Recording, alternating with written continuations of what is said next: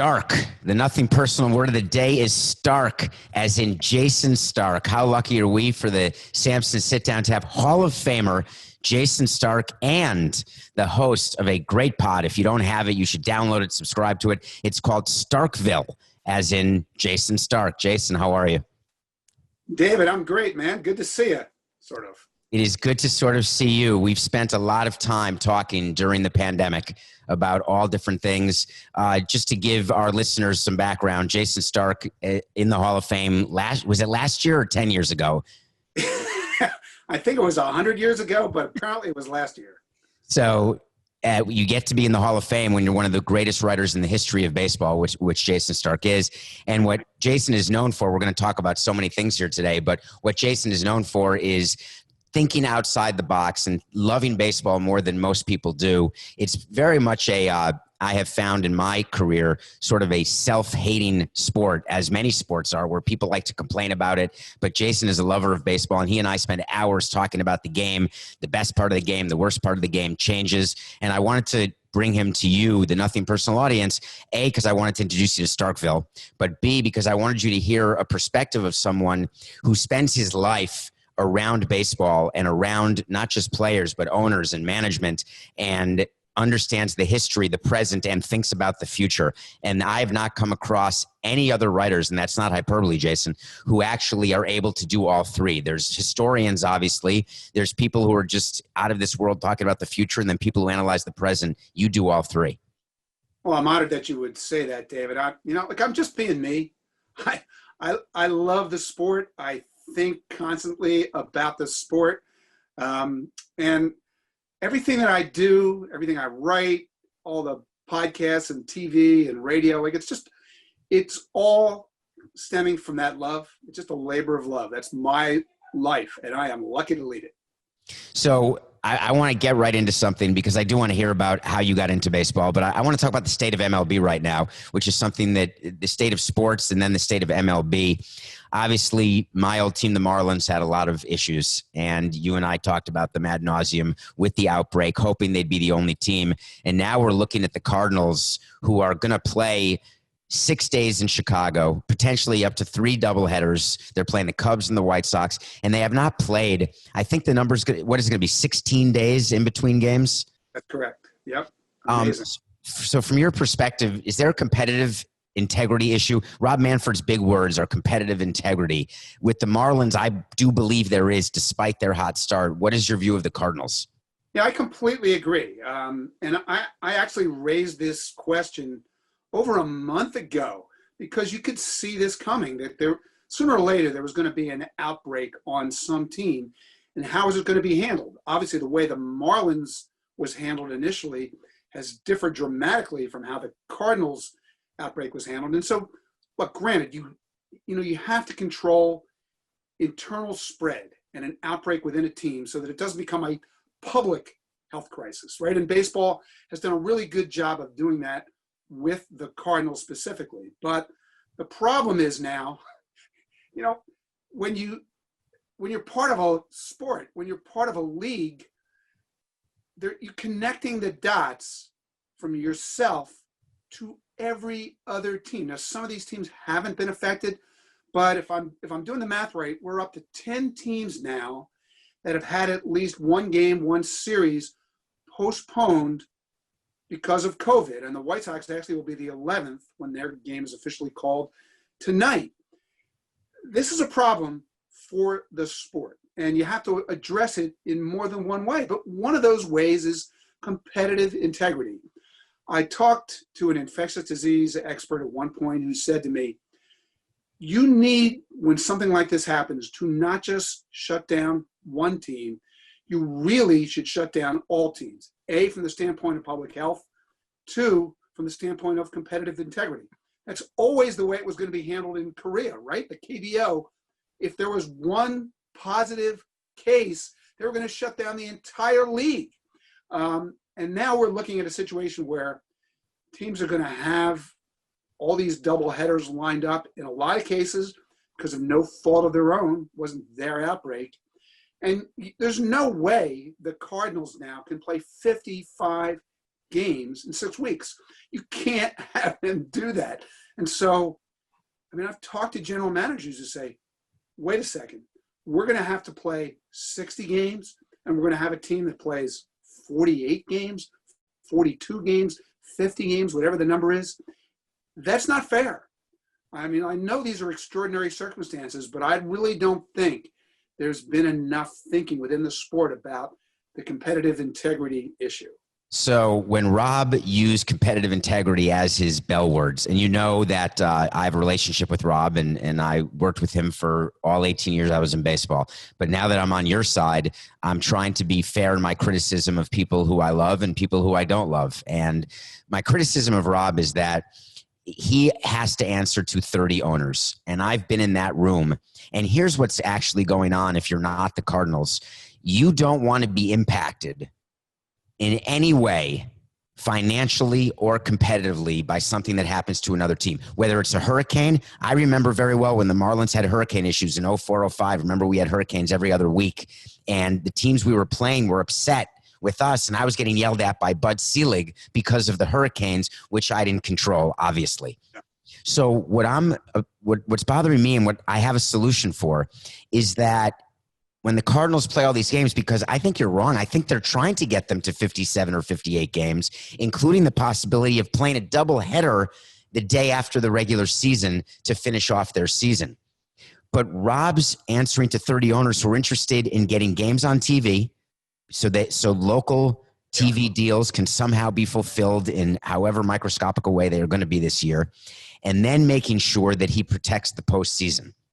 So what I suggested was that you could plan the postseason bubble now, and that if teams have an outbreak, that they can play their games, but they cannot play doubleheaders because that impacts the other team, and they are not eligible to be in the postseason, no matter what their winning percentage is. And it is a harsh penalty, but it protects the greater good, which has always been my philosophy. Where are you on that, Jayson?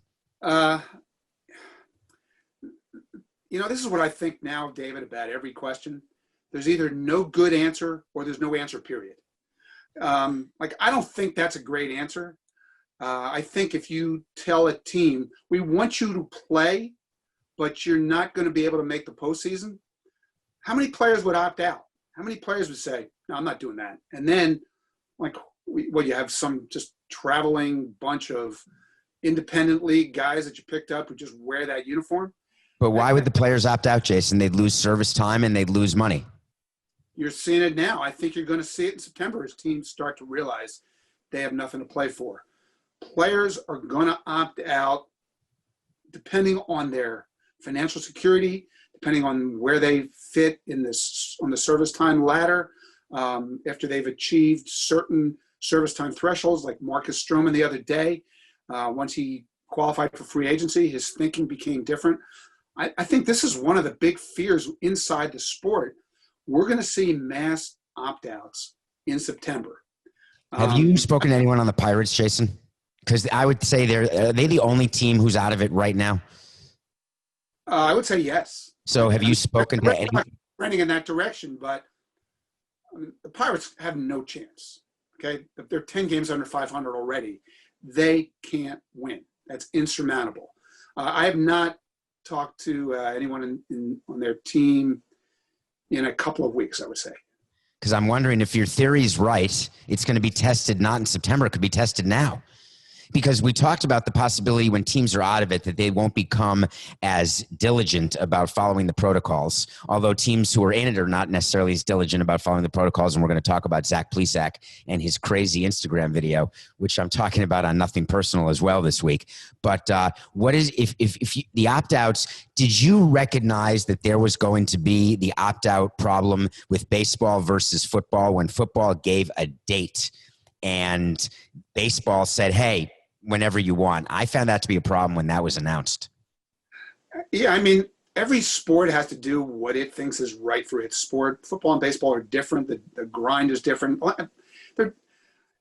And human beings are different. So, I do respect baseball's wish to give people the freedom to change their mind. I think they should have the ability to change their mind either way, but that's not the way the protocols were written. But it's been a danger from the beginning.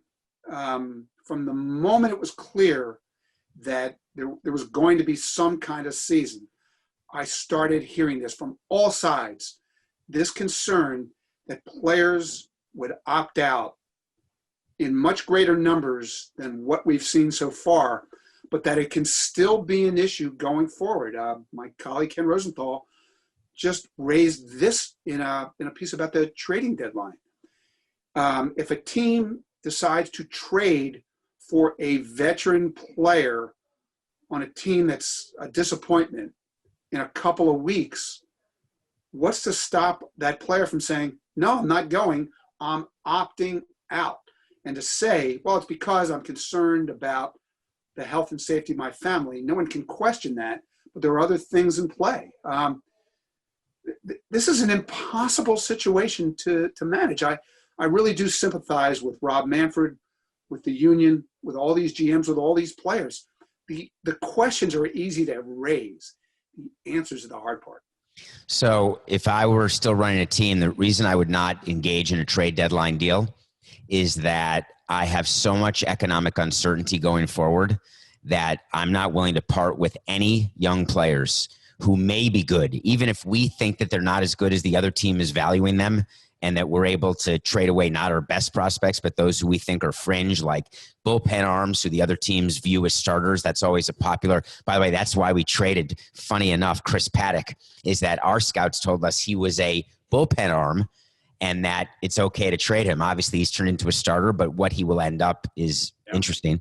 But so I'm not taking on any money for starters, no matter what, whether on the Yankees, the Dodgers, or the Marlins. I'm just not willing to do it because of the uncertain nature of the season. But then young players who had been trending toward gold pre-COVID are now off the charts platinum in post-COVID, because you're seeing that when you can get young players to perform, you're just a better team and a better financially sound team. So I think it's going to be a quiet deadline. Do you think there's, like the Indians, you think someone's going to want to trade for Lindor? I just don't think it's going to happen. Yeah, I'm with you. I think it's going to be a very strange deadline. I think you could have, like, for one thing, like you might have 25 teams that are still alive. It's hard to fall out of a race when you've only played for 5 weeks and 16 teams make it. You know, teams with losing records are going to make it. You have the chance for a 4th place team to make it. It's hard to fall out of it. So you just have that. Another thing that's really difficult about this deadline is, I mean, you just raised it, young players. If those young players are not in the big leagues, how do you even evaluate them? Nobody really has a good feel for what's happening at these alternate sites. Think about what's going on there. These guys show up every day, but there's no stats. There's no consequences to these games you're playing. There are very few eyeballs on you. There's no TV. There's no outside scouts can go in and watch. Like, if you want to trade for a prospect right now, how do you have any idea where that prospect is? What this year has meant for that player? I mean, you have volatility in young players anyway. I'll give you an example. Forrest Whitley, right at the Astros, going into the 2019 season was viewed as one of the elite pitching prospects in the game. And then his season turned into a nightmare. And people thought completely differently about him as they watched him and have that season unfold. How do we know what the heck is going on in the alternate sites right now? How do you evaluate those kinds of players when your last look at them was nearly a year ago? Do you remember the MLB Scouting Bureau, Jason? Back in the day, the MLB Scouting Bureau. I do. I've heard of it. So that is when there was like a central scouting system that you could get information from about players on various teams that was available to all teams. It just came out yesterday, actually, that MLB is starting something like that again for the alternate sites, that teams can get video and data from what's going on other teams' alternate sites, and they can all share it. And their hope is that that will help deal with the exact issue you're talking about. But from where I am, from a competitive nature, I'm not participating in that. I couldn't stand, none of us with the Expos could stand the Central Scouting Bureau because we didn't trust them. We wanted our own scouts and their eyes, et cetera. But MLB wants the trading deadline to be active because, of course, it's another touch point from a marketing standpoint and from a fan engagement standpoint. So they're starting this site, if you will, where you can share data with other clubs from what's going on at the alternate sites. To me, that doesn't change anything about whether or not trades will happen. What does that video even mean? That's what I would want to know. And I've already heard this from teams that, these are this is like a glorified instructional league, isn't it? That's exactly what it's being used for, as it should, because the top prospects, that's what happened with the Marlins, why they had to sign all these other players and trade all the waiver claims and all the guys who were released by everyone, because the 60-player pool, when you and I spoke about that when it first started, we talked about the fact that that's not really 60 players available to be in the major leagues, because with no minor league system, you have all your best prospects there who you want to watch develop and not lose a full season of development with. And those guys are never going to be called up. So true. I really don't know how many trades are going to get made, but here's my prediction. We're going to set an all-time record for most players to be named later. Have to.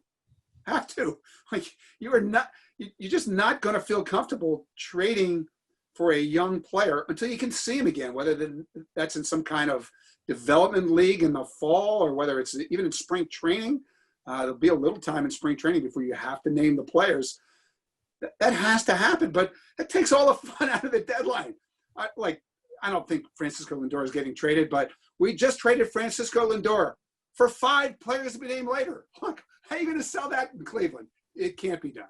We did so many trades for players to be named later or cash, and the cash was always $1. And so because it would be an optics issue. Yeah. It's amazing at the end of trades how much PR there is in terms of, hey, can you just throw in a guy with a pulse who is Dontrelle Willis was a throw-in in the first trade we made with the Marlins, which just goes to show you how insane that is. That was the Alfonseca Clement deal back in 2002 before I started in Florida. And we just said, listen, we need another guy. We're trading a starter and we're trading our closer who is very well known throughout Florida. We're new to Florida. And is there any chance you can just throw in a guy? And it was Dontrelle Willis. And they said, listen, he's a lefty, so that's perfect. You just take him. And then that's what he became, which just shows you it's so hard to scout and to get it right all the time. It just doesn't happen. We've got 100 years of baseball history that tells us that's true, but that's never been more true than right now, because what are these players in that alternate camp? What are those young players who aren't in the alternate camp? You can't even trade them. Like, the way the deadline works, it can't operate that way this year. We don't live in that planet right now. Yeah, I think it'll be quiet. So the other thing about the alternate camp that has not worked out the way I think baseball thought is that it would be like the taxi squad is a new concept this season. So you have your traveling team it's now 28, and it's going to be 28 players the rest of the season. It started at 30. It was supposed to go to 26, but then they had a new agreement on the fly, making it 28 and making the taxi squad 5. But the reality is the injuries this season have been such an issue. And it's another thing in a conversation you and I talked about, and I want to talk to the listeners a little bit about this. We were kicking and screaming during the break in baseball that started March 13th and ended whenever camp started. And we were talking about what are players doing, and we're seeing jokes of Twitter and social media, Instagram, of Jack Flaherty pitching into a mattress. And there are fans who are finding this funny and interesting and how smart it is that he's doing that. As an executive, I'm saying, oh my God, this is our ace. This can't work. I don't want to pitch this guy when the Cardinals are ready to start playing, but teams are saying it's a short season. We got to do it. And look what's happened. The most injuries. Have you done this stat yet? It's got to be, I talked about it on the show. I think it's the most injuries for the first 2 weeks of a season for pitchers ever or something. Yeah. I don't have the stat handy, but that is accurate. I mean, we didn't study ever. We studied the previous 10 years, and there was no period anywhere in there where we had this level of pitchers going down in the first 2 weeks of the season. That just didn't exist. And I've talked to players about this, I've talked to front offices about this. We knew that 3 weeks wasn't enough. Teams tried to anticipate it. I mean, most teams were telling, especially their pitchers, this is even in late May. We're going to play. So when you get to spring training, there's not going to be enough time to build you up the way we normally would. You've got to find some way to start building up now and getting bullpens in. And pitchers were told this, but there was no control over those players. So that was an issue. Everybody had to do it differently. I literally heard tales of pitchers taking a bucket of baseballs to an empty park and playing long toss with themselves, right? They'd throw every ball in the bucket, then go pick them all up and do it again. That's the only way they could throw. They had nobody to throw with. They didn't have a catcher. Their wives weren't willing to do it. Would you be willing to do it? Right? And then they came to summer camp, and they had 3 weeks to get ready. One bullpen, and you're pitching in a inter-squad game. There was one time on the mound in a game that counted, a camp game. It's just not how we do things, and we've learned there is a reason that spring training works the way it works, and this is the way not to do it. I think it will have a long impact on the game, what's going on this season. And the reason I believe it is that as an executive, you can't risk injuries of players. For players who are going to be free agents, if I have a guy with 1 year left, like let's say a Trevor Bauer, I'm going to pitch him, and I'm going to pitch him till his arm falls off, and I'm fine with that. But when I've got or a Descalfani with the Reds, although he's not pitching a lot of innings because he gave up 9 runs last night or a couple nights ago. But any of my young guys, there's no way I'm not going to do the normal buildup, because making the playoffs, and this is coming from a guy who made the playoffs once in his whole career in 2003 and won the World Series. I'm not willing to go balls to the wall on a young pitcher for a chance at the playoffs in a season like this, because it's going to ruin my next season and the season after, when I'm going to have to put that young player on the DL and have him accrue service time, not pitching. And as a small revenue team, that's game over. So I don't understand how these teams are operating, especially they could have dreamt in the beginning the injuries weren't going to happen and deluded themselves. But now, how do they not realize the facts? Well, I mean, teams have to process all of this. We do live in an age now with biometric data that's supposed to give some indication about injury risk, right? But like, if it was so reliable, why do we see this level of injuries so far? So it's 56, Jayson. Huge challenge for all these teams. But there's certain teams. The Dodgers know right now they're playing in whatever this postseason is. There's no incentive for them to push anybody. But there are other teams have a lot at stake, still feel this need, even in a 9-week season, to make the playoffs, to sell that to their fan base, who are processing what they're seeing in a totally different way. And like it's great that you're raising this, because we're watching this like it's normal. It's anything but on every level. So the lack of normalcy is another interesting thing I wanted to talk about, because what fans have been saying through the pandemic, when are we going to get back to normal? When can my life get back to normal? And I think people are beginning to now settle into the reality that there's a chance that normalcy, the way it used to be, is not going to be the new normal. And that is an overused phrase in the corporate world. Let's create a new normal and let's move this company forward. But the reality is that in baseball, I think this is effectuating changes that are going to last. And let's talk about changes that are happening right now in baseball that we think can last. And let's start with the most interesting one that you and I love, the extra innings man on second base. You know, from my days on the competition committee, people thought that we were talking about literally changing the dimensions between first and second base. That by putting a man on second base in extra innings, that the entire game was ruined by doing that. How do you think the experiment has gone this season, and do you think it should and will last? Here's what I find. I love it. And people are shocked that I love it, that I'm that guy. But, I mean, look, there's so many reasons to do it in a year like this one where you can't play 17 innings because you don't have anybody to even call up. So the health reasons were the reason to do it and to try it this year. But the people who don't like it, I don't think have paid enough attention. They came in thinking it's not baseball. Hey, the World Cup is decided on penalty kicks, right? This is way more like what goes on in our sport than that is to what goes on in their sport, but that is an accepted part of their sport. I mean, I like a couple of things about this. One is, I'm just a big fan of strategy, of thinking along with the manager. And like what we thought this was going to be is everybody just bunt them over, get them in. There's been almost none of that. There have been so few bunts in these games because there's so many different ways to play it.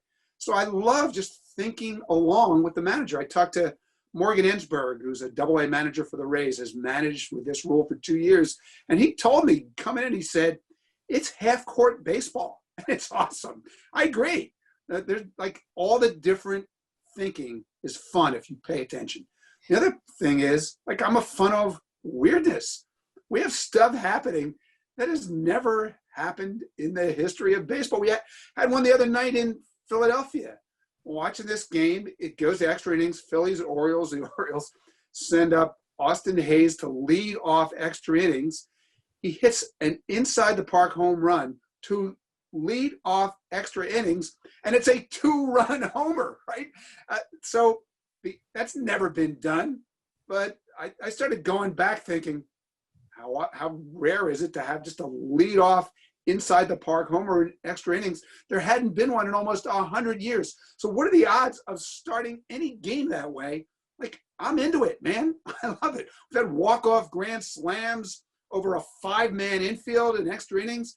Like, every one of these games produces something quirky. I'm a fan of the quirkiness of the game. So I think people are going to find they're going to like it. The only question, I think, is not whether it sticks around in the regular season, but whether it sticks around in the 10th inning, or whether you're going to give it an inning or two to play out the game normally. But I personally hope it does stick around.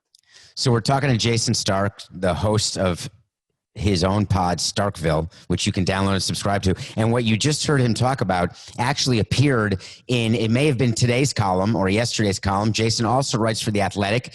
If you are looking to subscribe and get smarter and read a lot of amazing articles and just writers from all over the country, Jayson, of course, is there. It's The Athletic. You just wrote about this in your column.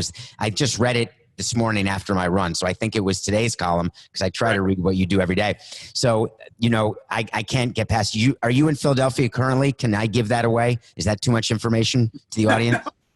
That's fine. I live outside Philadelphia. Okay, so you're watching a team who signed Bryce Harper to $330 million contract. They traded for a former player of ours, JT Realmuto, who is a future MVP, best catcher in the game. They signed Jake Arrieta, who's now a bottom of the rotation guy. They brought Joe Girardi in.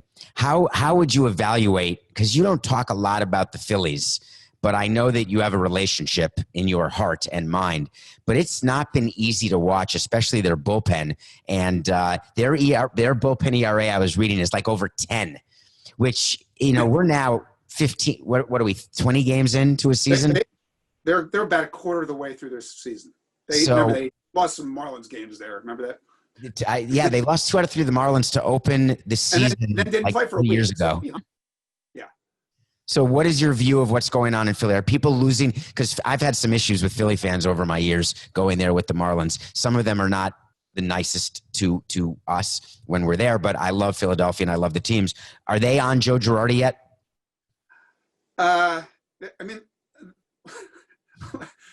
you're familiar with Philadelphia, right? They're not happy with anybody right now. But the way they were with Gabe Kapler, I would argue, is different than how they were they booed him on opening day of his first day managing. They did. It's like Joe has a body of work. He has 10 years of excellence with the Yankees. He had a year in Miami working for you guys where he was manager of the year. He's an incredibly accomplished manager who one of his greatest qualities is always thought of as an exceptional handler of bullpens. And now he's got a bullpen that, if they continued at this rate, would be the worst bullpen in the history of the sport. And so, like, people are lashing out at everybody right now, but honestly, if you look at this rationally, you would say this is not about the manager. It's not about the pitching coach, Brian Price, who's one of the best in the business. This is about roster construction. You could see this coming a mile away. And I mean, the Phillies have areas of great talent, right? But there's not enough depth of talent. And I had a GM say this to me once. It's so true. When your bullpen stinks, your team stinks. And I said this on the radio the other day. The Phillies are in danger of finishing last. It's very plausible they could finish last with one of the highest payrolls in the game, with a $330 million free agent, with a $100 million free agent starter in Zach Wheeler, with JT, who's about to become a 9-figure free agent. They're in the danger zone already, and they played 14 games. So, by the way, after 14 games of a regular season, this would not be the cause of that much conversation, because there are 14-game stretches where your bullpen gets rocked and that you have a 10 ERA. Do you know what the record is for the worst bullpen ERA? It's got to be in the 6s. It can't be worse than that over a full season. Do you think?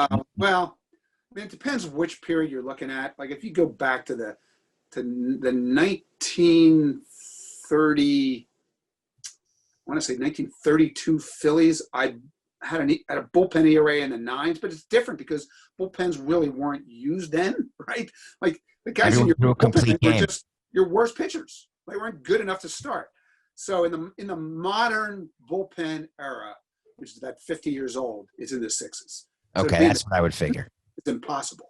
If you can bet now, I mean, the Phillies will not end up with a bullpen ERA over 10. I mean, it's just, it can't happen. It's like everyone's saying that Charlie Blackmon can hit 500. He is not going to hit 500 over 60 games. I promise you. And Christian Yelich, he can't, right? I mean, it's statistically so improbable that it would require a full column by you just on that if he can get through this season doing that. But just like Christian Yelich is not going to hit 100.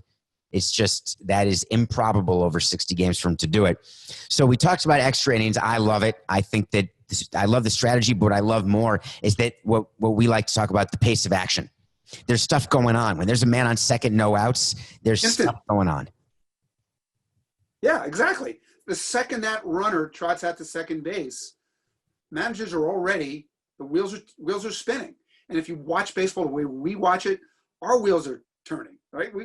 We can't wait to see what happens next. And the combination of that instant action and that instant strategy and the instant ability to second guess or first guess, those are my favorite things about baseball. So I hope it continues. I really do. And by the way, it's working because the games are shorter. Most of them are ending in the 10th inning. We've had a couple of 11s, a couple of 13s, but mostly 10s. What about all the talk about the 3-batter minimum?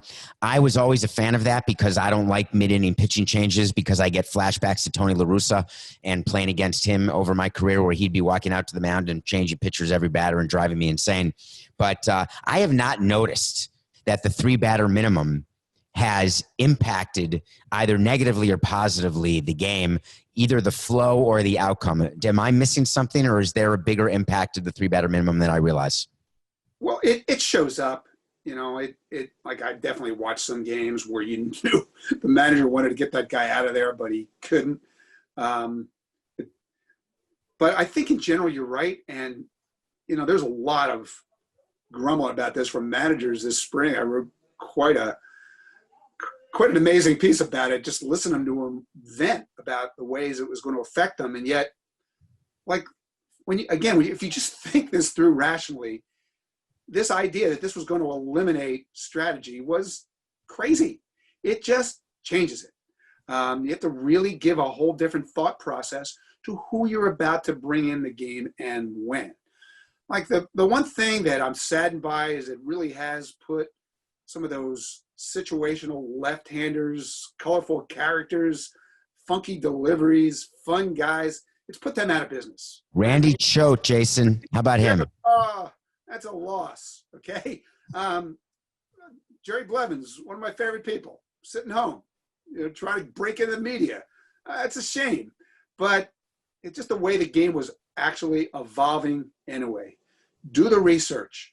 The number of one-batter appearances, even by left-handed relievers against left-handed hitters, had declined dramatically, over 30% just over the last few years. And so we were heading in this direction anyway. And you're exactly right. It's incredible how little it's impacted the game or the experience of watching a game. So I think that one stays next season. Let's talk about the universal DH. So I've always been against the universal DH, and I fought very hard to get rid of it because it's a money issue for me. Having an extra player earning extra money, I can pay the 25th guy or now the 26th guy the minimum. But if you're forcing me as a National League team to have a DH, then DHs, their average salary is $6 to $8 to $9 million if you're going to be competitive. So I was against it for that reason. I like the National League game and the double switches and sort of the quote unquote strategy of it.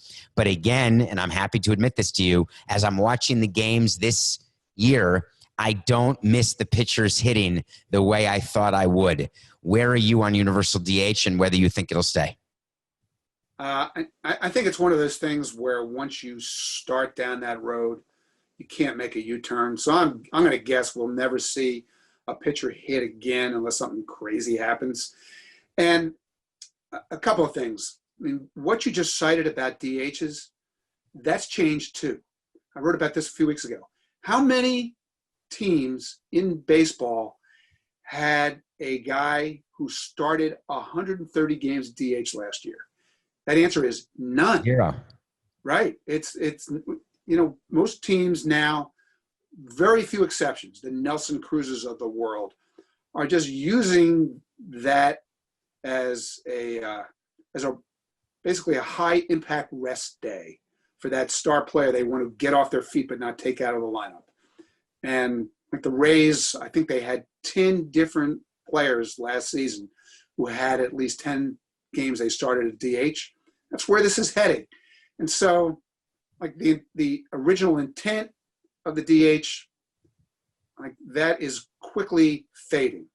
So that's an interesting part of it too. I agree. Like as I watch the game, I don't miss the strategy part of it as much as I thought I would. I don't miss the pitcher hitting as much as I thought I would. But if you ask me, do you miss Bartolo hitting that home run?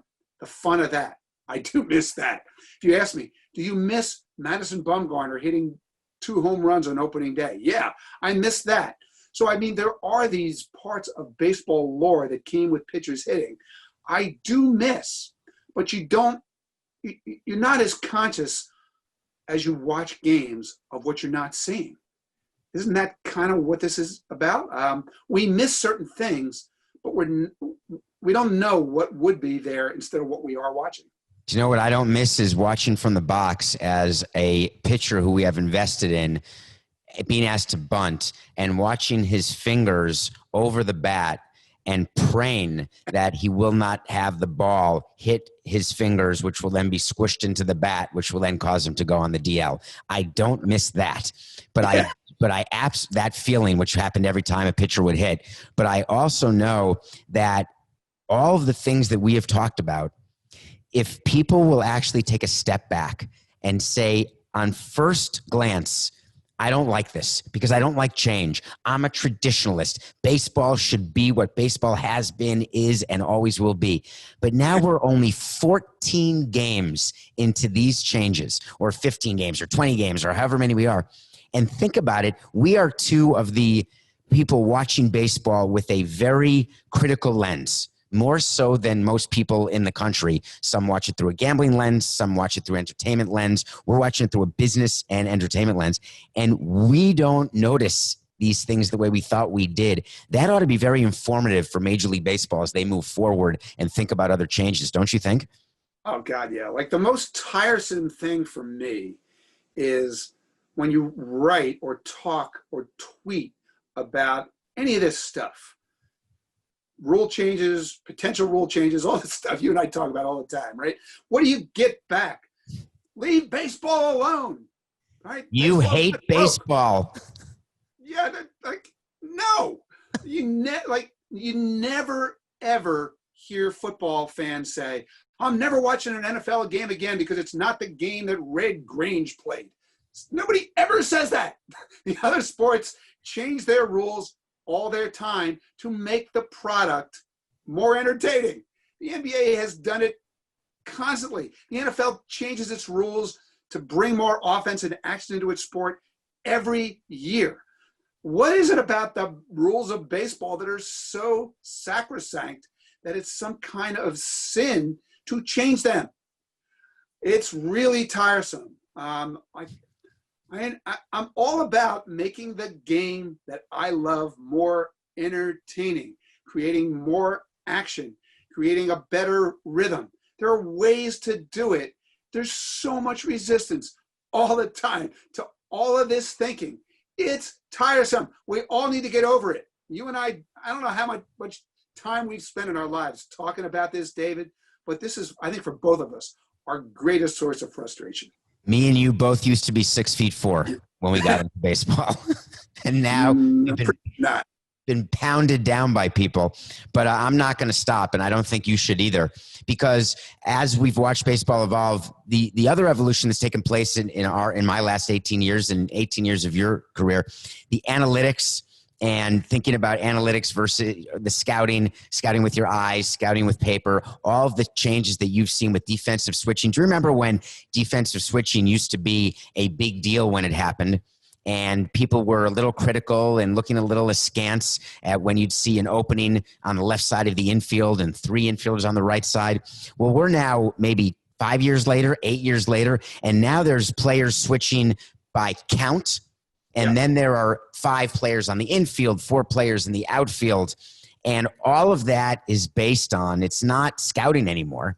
It is pure numbers. And I was a late entrant into this sort of skill, and I'm still not all the way there. And I want to finish with one more question about analytics for you as an old-time baseball guy as I am. When you see how the game is being played right now, and how scouts are being marginalized and replaced by computer simulations, which is happening in front offices all over baseball, because it's no longer an advantage, actually, Jayson. It used to be when just a few teams were doing it, they had an advantage. But when everybody does the same thing, then the incremental benefit you had becomes smaller because obviously every team is doing it. Where is your head on that? And does that bother you when you're watching baseball? Well, it does, because here's my philosophy. All information is good information. You know, and you can get great, invaluable information from data. We know that. You can get tremendous, invaluable information from video. Proven. But when did we decide that you can't get great, invaluable information from human beings who watch closely, who pay attention, who talk to people, who learn stuff? I don't get that. It's cheaper to do it without hiring all those humans, but the best scouts in baseball don't miss a thing, right? They see everything. They see the look in a player's eye that the data will never tell them, right? They will talk to everybody in the ballpark who might allow them to learn that thing that no one else learns. To marginalize humans is a horrible trend for every reason. I mean, I could spend an hour talking about this, but literally for every reason. But not in manufacturing.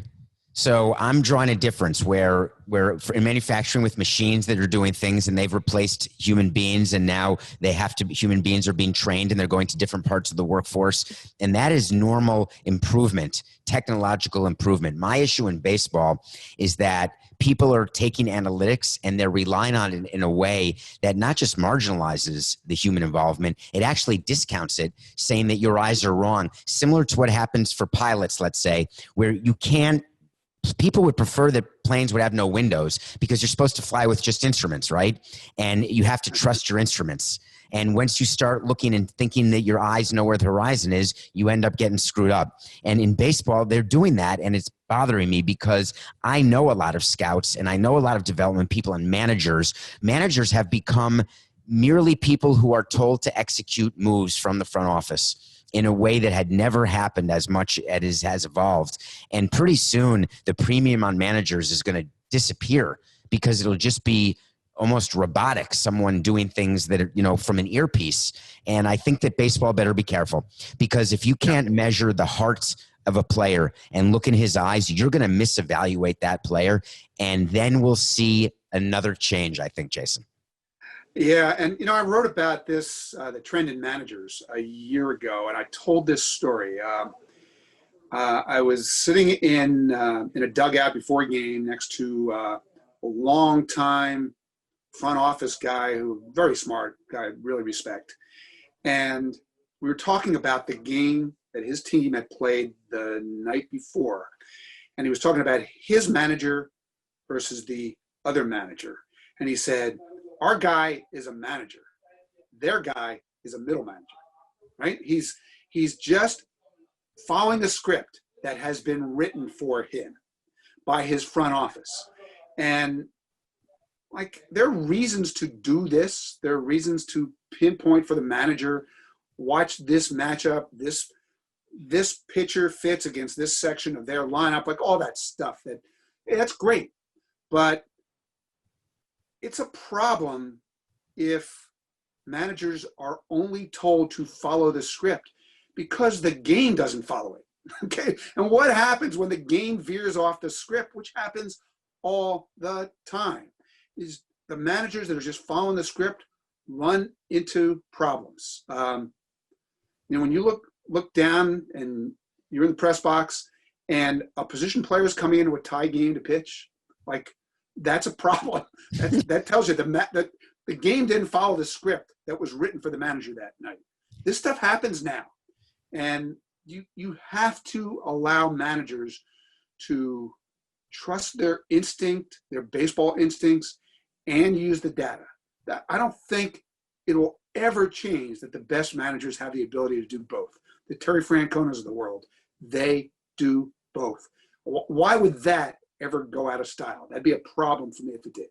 I think that it will, but it's a definite wait to see. I want to wrap. Thank you so much, Jayson. Obviously, I want to remind people, please download and subscribe to Starkville, available wherever you get your podcasts, and subscribe to The Athletic, which is I call it an online site with amazing writers. It's got a great analysis for all the sports. Jayson is a writer on that as well. It's The Athletic. It is worth the money.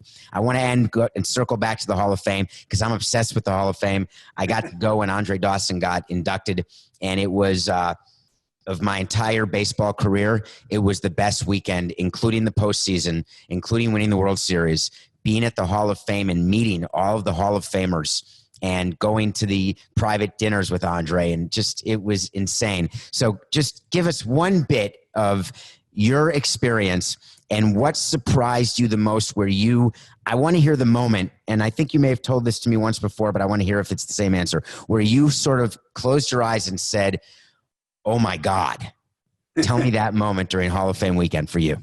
Yeah, there's so many incredible memories for a lifetime that I could talk about, but I think what you're asking me is about this. The way I was treated by the greatest living players on our planet blew me away. To stay in that Otesaga Hotel in Cooperstown, this magical place in this magical kingdom, surrounded by these players and just see them walking around the hall, right? Go to the bar, and it's just the greatest players who ever lived. From the moment that Wade Boggs walked up to me in the Otis saga on the Thursday of Hall of Fame weekend, stuck out his hand and said, "Welcome to the club." They treated me like I was one of them, and I'm not. Okay, Wade Boggs has 3,000 more hits than me. I'm well aware of that. And yet, for 4 days, they didn't draw any line of separation between me and them. It was incredible. And so the peak of that was that Saturday where I gave my speech. And the way that works is everybody is going to sit on the stage, assembles in a meeting room at the Otis Saga. And then we're going to take a couple buses over to Doubleday Field where the ceremony will take place. And so I am the first person to arrive because I am not going to be late for my Hall of Fame speech. And so I'm just sitting around talking to the great people from the Hall of Fame, everybody who works there and makes that weekend possible. And it's just kind of a normal conversation until the room begins to fill up. And Ken Griffey walks into the room and sits down with us, and we're chit-chatting. And now the greatest players who ever lived are beginning to walk in the room. And I look around, we're maybe 15, 20 minutes away from when we're supposed to leave. And it hits me who's in the room. It's a bunch of living legends, and also I'm there. And like this feeling came over me. This voice in my head said, "Look who's in this room. What am I doing here? What am I doing in this room?" And I couldn't breathe. I got up, I walked over to a corner of the room, and I looked around and I took it in. And I honestly couldn't breathe. And I thought, I need to take a walk and get myself together. And so I started walking down the hall of the men's room just to have something to do. And I look up, and Jeff Bagwell is walking alongside me. I've known Jeff for a long time. He's great. And he says to me, "How you doing?" Because he just had gone through this the year before. And I said, "Jeff, I'm doing okay. But as I look around that room, I can't help but ask myself, what am I doing in this room?" And he said, "Oh, yeah, I feel that way too." And I said, "Wait, you feel that way? You realize you're a Hall of Famer, right?" And he said to me, "Oh, yeah, I know I'm a Hall of Famer, but I'm not a Hall of Famer the way those guys are Hall of Famers." And I can't tell you how much that helped me, David, to know that these players think that way too. They look around and they look at Hank Aaron and they think, "Whoa, I'm in a room with Hank Aaron." I was sitting at a table the next day with Jim Tomei, who took such great care of me, and Tim Meade, who now runs the Hall of Fame, came up to Jim Tomei, sitting right next to me, and said, "Hey, Jim, we'd like you to sit on the stage next to Henry Aaron." And I looked at the look on his face and thought, okay, he knows how I feel. There's just a difference between these guys that we've kind of known being around the game and the legends of the game. And the fact that those people brought me into their club and thought of me as one of their club, I honestly will never forget that as long as I live. The whole thing was magical. I was there for a week. Every moment was magical, but nothing was more magical than that. You can well imagine, right? Well, you may not say it, but I will. Thank you, Jayson Stark. You are a legend. You are a Hall of Famer. And I appreciate your time here on Nothing Personal. And until next time, because there's always more to say. Thanks, Jayson. Thank you, David. Enjoyed it, man.